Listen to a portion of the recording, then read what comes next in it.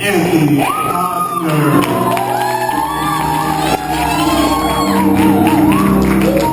How's it going? I hope I don't disappoint. None of this is freestyle. It was just Fair Week. Anybody like fairs, carnivals, anything? Good, me neither. I think they're a scam, basically, right? That's right, yeah. I feel like there's nothing for me to do. It's not like I'm going to get on any rides. Chubby Guy Rule 19 is, if a ride costs tickets, you're over the weight limit.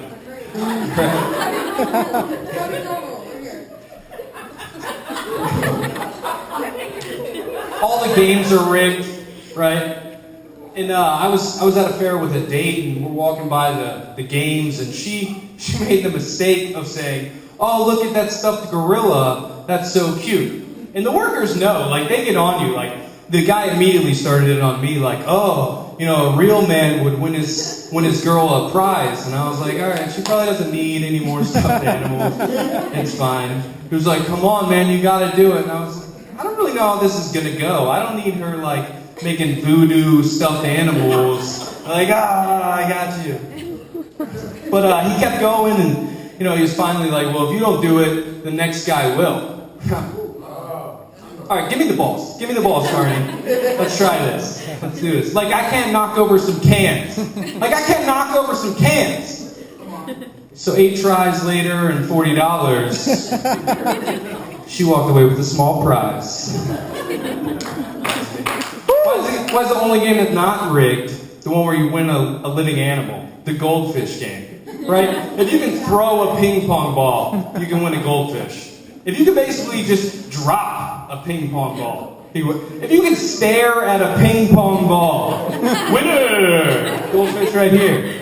Parents, never turn your back on your kids near the goldfish game. You'd be like, "I don't know which way we should go, the Ferris wheel or the turkey leg card. That looks pretty good."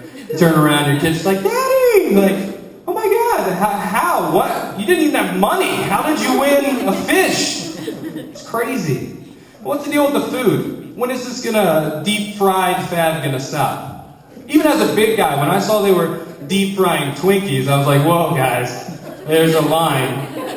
We need to be careful." Now you get deep fried Oreos, candy bars, and they're all like, "Oh, it's so delicious." Yeah, because it's fried. That's what it's supposed to be. I can deep fry my shoe right now and serve it with some ranch, and you'd be like, "Oh, it's delicious," because it's fried. Just because you can doesn't mean you have to do it. What's up with cotton candy? Why is that $7 a bag? I don't know if you guys know the recipe, but it's basically just sugar, pink, and some wind. Like, that's all it is. 83 cents is what that should cost. I don't know, there's some kind of like hybrid plant now. They're growing cotton and candy, and people are like picking it. Are we charging for labor now? Because if that's the case, just tell me. I would plow up my backyard tonight. Wouldn't that be great if that were true? We could just start like making thread out of cotton candy, making like shirts. Hey, that's a nice tank top you got. Well, it started out as a whole shirt, but I ate this sleeve, and this one just melted. Yeah. The theme of these showcases is courage. To be brave, step up, and take the mic. Which, for most of my life, being courageous was not something I really related to.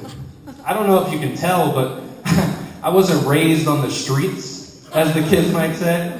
Right? My life was pretty easy. There wasn't any really dangerous things in my neighborhood. I mean, worst thing we had was like just doing extreme sports. I grew up when that was kind of big, and there was never really any fear on my side. I mean, a broken bone was just a couple days off school, and a cast was something that made you popular. Kids wanted to sign that more than the head cheerleader's yearbook. So my friends would be like, "Hey, Anthony, we want you to jump off this 6-foot ramp of this bike with no brakes." And I'd be like, "Yeah, let's do that. Should I start at the top of the hill?" I feel like that would be a lot better. I'm not going to say I didn't have any fear, but I was scared of like things that weren't really normal, like going in water I can't see through. I'm not doing it. I don't care if it's a pond, a lake, an ocean, a creek, a pool that just needs some chlorine. I'm not getting in it. I don't know what's down there. Could be a snake, a fish, a shark, a gator, Nessie. I don't know what's going on. I don't like it. Yeah, I don't care if there's a tube, a slide, an awesome rope swing. I'm not getting in it. And that's mainly because when I was a kid, my grandparents lived in Florida, and they used to take me and my brother to this beach. And they thought it was the greatest. It was this pretty beach, and it was nice. But in the water, the first like 30 yards were nothing but like rocks and boulders and stuff. She'd be like doggy paddling over, like just scraping your knees and getting all cut up. I would be like panicking 30 yards deep. Like I looked fine on the surface, but I was like a duck underneath, just like nothing, touch me, please. We were bait, basically, is what we were. I'm pretty sure my grandparents were just trying to get rid of us. I wasn't really scared of fighting. My dad made sure that me and my brother knew how to defend ourselves. He was a state champion wrestler, which is, you never want your dad to really be good at anything before kids come along. He's going to try to like force that on you. I think I'm going to go the opposite way. I'm just going to wait to see what my kids are good at and then push them towards that so I can retire. Except art. It takes too long for you to be famous off art. You gotta be like, Dad, like I don't have that much time. Basically, be like, here's a football and a guitar. Show me something. But my dad would try to teach us these moves so we could fight. He would show us things that he had learned, and he would always get angry because we weren't doing it right, correct? So he would take over and end up like really hurting one of us. We'd be like, oh, Dad, I think it's broken. Oh, yeah. Yeah, he'd be like, eat a popsicle, you'll be fine. No, not gonna work this time. Not gonna work. He'd put it in this hand. Okay, I'm gonna be good. It's good. I got it. He had two rules for fighting. We were never allowed to start a fight, but we always had to end it. I wouldn't tell him this, but I started a few of those fights myself. Because I have what most people call a bit of a big mouth. Because of that, I also end up losing a lot of those fights, too.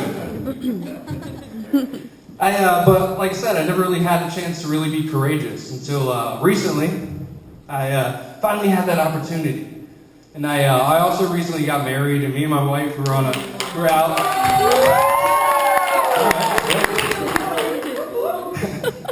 Me and my wife were out with another couple. We had been to a sporting event. We were coming back from D.C. on the metro, right? We get there after the game, and it's a full platform. So we're standing there waiting. The empty train pulls up, and we all start filing on. It was really busy. We got separated from the other couple we were with, and I saw that they made it on the train. So me being a big guy, I started like making my way, like I'm getting on this one. We get one person away from the doors. No warning, no sirens, no sound, no nothing, just the door shut. And like this lady standing in the doorway, like just locked in the doors.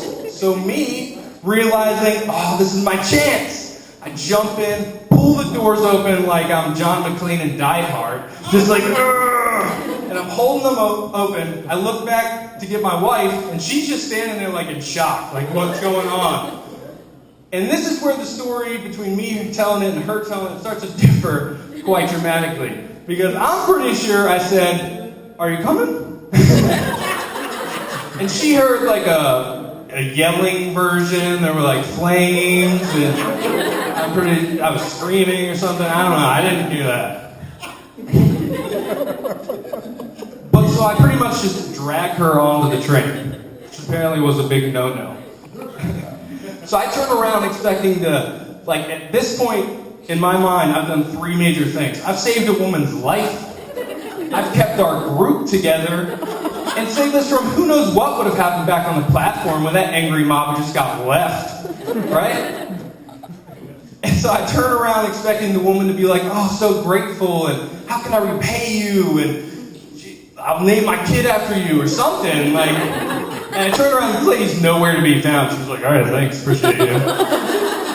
But my wife is like glaring at me. And at this point, I realized this was not only going to be my first heroic story, this is going to be our first big argument that happened. And I was like, what's wrong? She was like, well, you yelled at me. Well, what were you doing? You were just standing there. I mean, she's like, well, I don't understand why you had to make a big commotion. Like, these things come every 5 minutes.